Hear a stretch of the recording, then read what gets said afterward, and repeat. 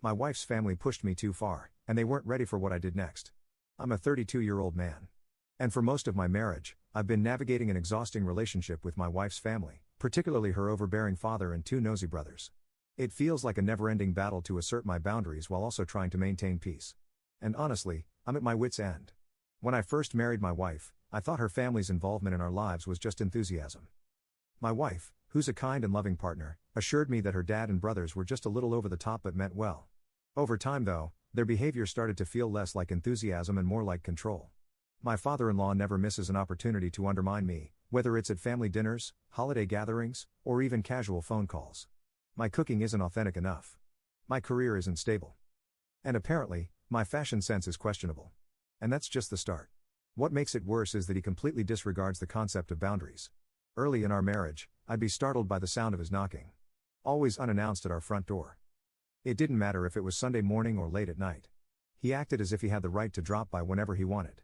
And if I dared to mention that we needed a heads up before he came over, he'd laugh it off or say, "Oh, I'm family. I don't need an invitation." My brothers-in-law, on the other hand, are like his shadow. They back him up on everything, creating a united front that's impossible to penetrate. They're constantly gossiping in their family group chats where I'm conveniently excluded. And sometimes I'll catch wind of what's being said through mutual friends. Spoiler alert, it's never anything nice.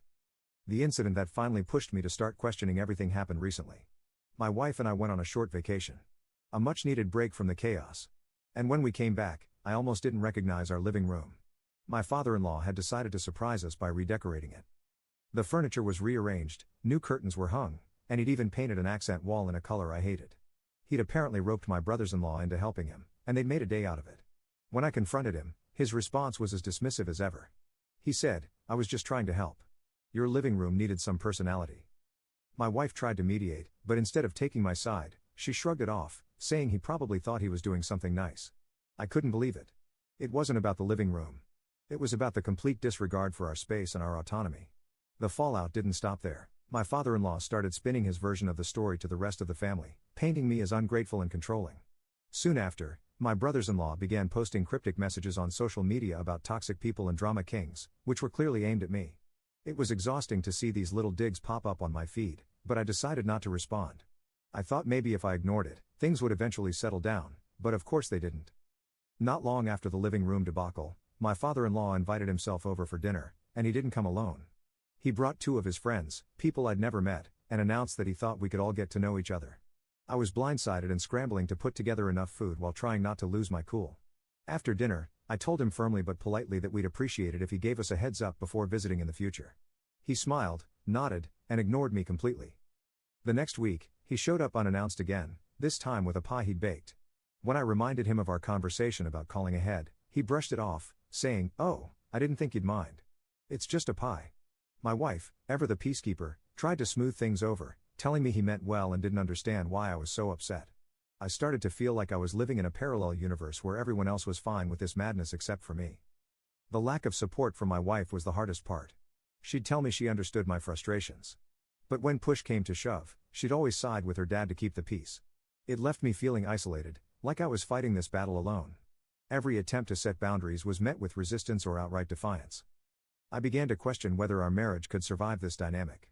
It's not that I didn't love my wife, I do, but her unwillingness to stand up to her family was eroding the trust and partnership we built. That's when I decided enough was enough.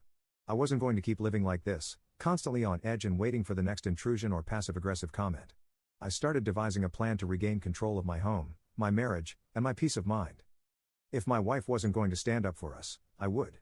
This wasn't just about setting boundaries anymore. It was about reclaiming my life from the chaos her family had brought into it. And this time, I wasn't backing down. Update 1. I sat my wife down one evening after work, determined to have a serious conversation. I laid everything out, how her father and brothers were interfering in our lives, how exhausting it was to constantly fend off their overbearing behavior, and how it was starting to take a toll on our marriage. She listened, nodding occasionally, but when I pressed her about confronting her family, she hesitated. She mumbled something about not wanting to create unnecessary drama, but she eventually promised to talk to them. I wasn't convinced, but I decided to give her the chance to step up. A few days later, my father-in-law showed up at our house unannounced again. He was holding a tray of cookies and smiling like nothing had happened. When I opened the door, he cheerfully claimed he'd forgotten about the new rule to call ahead. I stood my ground and told him he couldn't come in without prior notice. His expression shifted immediately, and he raised his voice, calling me disrespectful and saying I was keeping his daughter away from her family. I calmly repeated that he needed to call before visiting and shut the door. He didn't leave. Instead, he sat on the porch, muttering loudly about how ungrateful I was. When my wife came home that evening, she found him still sitting there. She looked annoyed. Not at him, but at me. She told me I'd escalated the situation unnecessarily and that I should have just let him in. I was stunned. It was like everything we talked about a few days earlier had flown out the window. Feeling cornered, I started keeping a record of every interaction I had with her father and brothers. I figured if it ever came down to it, I'd at least have proof of how far they were pushing things. Not long after, I found out through a mutual friend that my father-in-law was planning a family meeting to address my behavior. I wasn't invited, of course. My wife didn't tell me about it either. I only found out when the friend mentioned it in passing. When I confronted her, she admitted she'd been invited but didn't see the harm in attending. She promised it was just a chance for everyone to clear the air. That didn't make me feel any better. After the meeting, her brother started sending me snide texts implying that the family had unanimously decided I was the problem. The next blow came when I overheard my wife on the phone with her father. He casually mentioned a family dinner he was planning at our house. He hadn't asked me or even told me. He was just organizing it like it was his own home. When I brought it up with my wife, she shrugged it off and said it wasn't a big deal. She suggested we just go along with it to avoid more tension. That was the last straw. I called my father-in-law directly and told him the dinner was cancelled. He was furious, accusing me of trying to divide the family. He threatened to cut off contact with his daughter if I didn't stop being so controlling. The fallout from that confrontation was immediate. My wife came home from work visibly upset. She told me her father had called her in tears saying I was ruining their relationship. She looked genuinely disappointed and said I was being too rigid. I didn't have the energy to argue anymore. I simply told her that if she wasn't willing to enforce boundaries, I'd have to take more drastic measures to protect my peace. She didn't say anything after that, but the tension in the house was palpable. I knew things were going to get worse before they got better, but I was done compromising my sanity for the sake of keeping the peace. Update 2. After the fallout from the cancelled dinner, I knew I couldn't keep living like this. I told my wife we needed to have a serious conversation. I didn't sugarcoat it. I gave her an ultimatum. Either she set clear boundaries with her father and brothers, or I would have to consider more drastic measures, including separating. She looked shocked but agreed to have a meeting with her father to address the situation. I made it clear I expected her to stand firm this time. A few days later, my wife invited her father over to discuss boundaries. I stayed upstairs, not wanting to derail the conversation. I could hear his dismissive tone even through the walls. He brushed off her concerns, saying, "This is just how our family is. He's the one who needs to adjust." When my wife mentioned my frustration, he accused me of being too sensitive and claimed I was trying to isolate her from her family. After he left, my wife admitted she hadn't gotten through to him. I wasn't surprised but told her this was her chance to show me she was serious about supporting me. The next morning, I woke up to find my social media flooded with vague posts from her brothers. They wrote things like, "Some people really don't understand the value of family and sad to see selfishness tear people apart." Though they didn't name me directly, it was obvious who they were talking about. I decided to block my father-in-law and brothers-in-law on every platform to avoid the drama. That didn't stop them, though. I started hearing from extended family members who had been contacted by my father-in-law, urging them to talk sense into me. Some of them called or messaged, telling me I needed to be more understanding. My wife, overwhelmed by the escalating tension, began avoiding the topic altogether.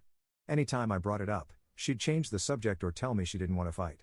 It was clear I was on my own, so I started researching my legal options. I contacted a lawyer to understand my rights regarding the house, just in case things took a turn for the worse. Knowing I had a plan gave me a sense of control, even if it was just a small step. The situation came to a head one afternoon when I heard a strange noise outside. I looked out the window and saw my father-in-law standing on the porch with a locksmith. He was trying to have the locks changed, claiming he had every right to enter his daughter's house whenever he wanted. I immediately called the police. When they arrived, he burst into tears, claiming I was treating him like a criminal. The locksmith quickly left, and the officers explained to him that he had no legal right to access our home without permission. He finally left, but not without making a scene. When my wife came home, she was livid. She accused me of overreacting and embarrassing her father. I reminded her that he had crossed every possible line, but she didn't want to hear it. She said I should have called her first instead of involving the police. I told her I'd had enough and that if she didn't start standing up for me, I would have no choice but to take matters into my own hands. I decided to take a week off work to clear my head and come up with a plan. During that time, her brothers started sending passive-aggressive messages to her, calling me controlling and saying they didn't recognize her anymore. I ignored them, but I could tell their words were getting to her. She started spending more time at work, coming home late, and avoiding me altogether. While cleaning the house one day, I found a spare key hidden in a drawer. It didn't take long for me to realize what had been happening. My father-in-law had been using this key to let himself into the house whenever he pleased. I confronted my wife, who admitted she'd given him the key a long time ago and never asked for it back. Furious, I changed all the locks that same day. I told her that if she wasn't willing to enforce boundaries, I would. The next time my father-in-law tried to show up unannounced, he found himself locked out. When he called my wife to complain, she told him there was nothing she could do about it. I could tell she was finally starting to understand how serious I was. I warned her that if things didn't change, separating might be the only way to protect my peace. For the first time, she didn't argue. Instead, she promised to figure out how to fix things. I wasn't holding my breath, but at least it was a start. Update 3. The situation escalated when my father-in-law called a family lawyer. He claimed he had rights to his daughter's house despite having no legal ownership or leasehold. The lawyer advised him that he had no standing, but the fact that he went that far spoke volumes about his intentions. I decided to protect myself further by officially securing ownership documents in my name. The process took a few weeks, but by the end, I had legal proof that our home was mine as much as my wife's. This step gave me a sense of control and security. The aftermath of that meeting was predictably dramatic. My brothers-in-law took to social media, accusing me of turning their sister against them. They posted cryptic messages about toxic spouses and lost siblings, which mutual acquaintances quickly picked up on. Meanwhile, my father-in-law started calling relatives to spread lies about me, claiming I was manipulative and trying to isolate my wife from her family. It was exhausting, but I knew I had to stay focused. To protect myself, I began compiling evidence of their harassment. I saved text messages, voicemails, and screenshots of social media posts. This wasn't just for my own peace of mind. It was insurance in case things escalated further. My wife, to her credit, started cutting back on visits with her family. She avoided their calls and skipped a few gatherings, which was a significant shift. It seemed she was finally starting to see how their behavior was affecting our marriage. But then my father-in-law pulled his most dramatic stunt yet. He staged an intervention at a family gathering we didn't attend, inviting mutual friends and distant relatives to air his grievances. He accused me of tearing the family apart, painting himself as the victim of my control issues. A few of the attendees later reached out to me, expressing concern and asking for my side of the story. I calmly explained the situation, providing evidence of his behavior. To my surprise, some of them sided with me, admitting they had noticed similar patterns in the past. The turning point came when my wife finally defended me publicly. At another family event where her father tried to air his grievances again, she shut him down. She told him that she supported me and that his behavior was the real issue. It was the first time she had stood up to him in front of the family, and it shifted the power dynamic completely. Her father was furious, threatening to disown her unless she divorced me. She told him that if he couldn't respect our marriage, then she would have no choice but to distance herself from him. The fallout was immediate. My father-in-law stopped speaking to my wife, and my brothers-in-law followed his lead. It was a temporary estrangement. But for the first time, I felt like we were on the same page.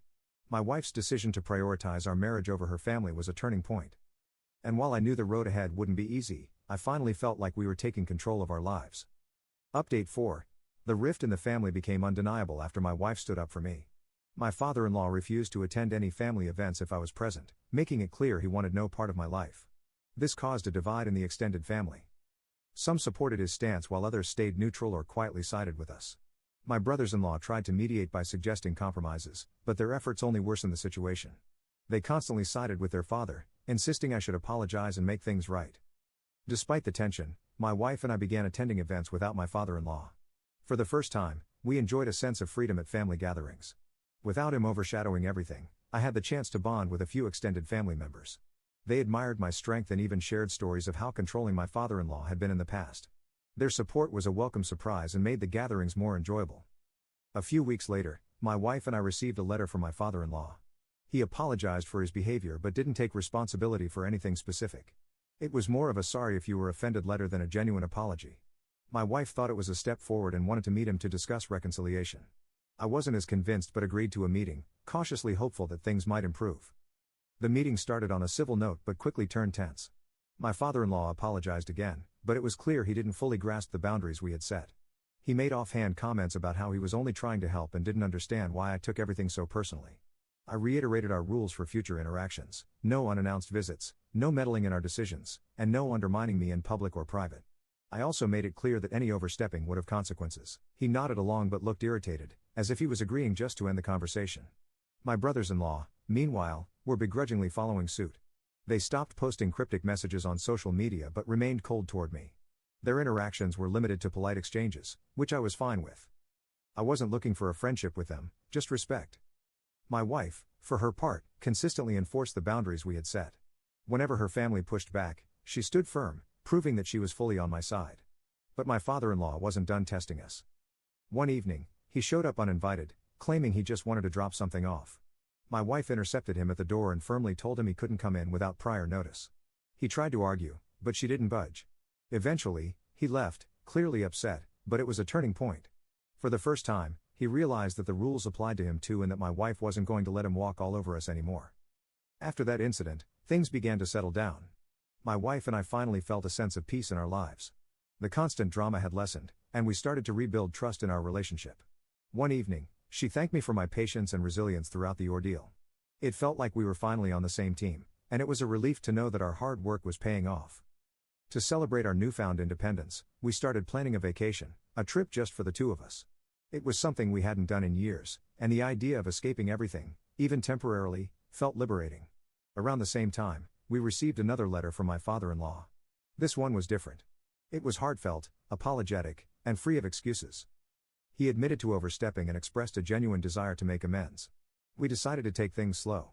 Reconciliation was possible, but it would be on our terms. For now, we were focused on enjoying the peace we had worked so hard to achieve. Update 5. Looking back on everything we went through, it's hard to believe how far we've come. The journey wasn't easy, but it transformed our marriage in ways I never imagined. My father-in-law and brothers-in-law, once constant sources of stress, are now distant but respectful. They've learned to respect the boundaries we set. And while our relationships may never be close, the peace we've gained is worth it. My wife has been my greatest supporter throughout this transformation. Once hesitant and afraid of confrontation, she's grown into someone who prioritizes our marriage above all else. She stands firm when it comes to boundaries and doesn't let her family's guilt-tripping tactics sway her anymore. It's a relief to know we're truly a team now, something that felt impossible not too long ago. A few months after the chaos settled, we got the happiest news: we were expecting our first child. This added a new layer to our dynamic with her family. Predictably, my father-in-law reached out cautiously, expressing a desire to be part of his grandchild's life. I made it clear that his involvement would be on our terms. There would be no unannounced visits, no undermining my parenting decisions, and no drama. Surprisingly, he respected the rules. He's been careful not to overstep. And while I remain cautious, his effort hasn't gone unnoticed. My brothers-in-law have also started to rebuild their relationship with me. Though it's been a slow process, we've had a few civil conversations at family gatherings. And while the trust isn't fully there yet, it feels like progress. Extended family members who once took my father-in-law's side have also started to shift their support toward us. They've seen the effort I've made to keep the peace and have started recognizing the patterns that were at play before. Through all of this, I realized how many people struggle with similar issues in their families. I started mentoring others in online forums and local support groups, sharing my experiences and the lessons I learned about setting boundaries and standing firm. It's been incredibly rewarding to help others navigate situations like mine, and it's given me a sense of purpose beyond just resolving my own family drama. My father-in-law, to his credit, has shown consistent effort to mend his ways. He's far from perfect, but his behavior has improved significantly. We've reached a tentative truce, and while I'll always keep my guard up, I'm cautiously optimistic about the future. One of the most satisfying steps in our journey was renovating our home. We turned it into a true sanctuary, a space that finally feels like ours. We updated the living room he once redecorated without permission, transforming it into a reflection of our style. Every time I walk through the door, I feel a sense of pride in how far we've come. One evening, as we were finishing the nursery for our baby, my wife turned to me and apologized. She admitted she should have stood up for me sooner and promised that she would never let anyone come between us again. It was a heartfelt moment, and though I had already forgiven her, hearing her say it meant the world. As I sit here reflecting on everything, I feel a deep sense of triumph and gratitude. Boundaries didn't just transform our marriage, they gave me back control over my life. It's a lesson I'll carry with me forever, and one I hope to pass on to our child. Life isn't perfect, but it's ours. And that's more than enough for me.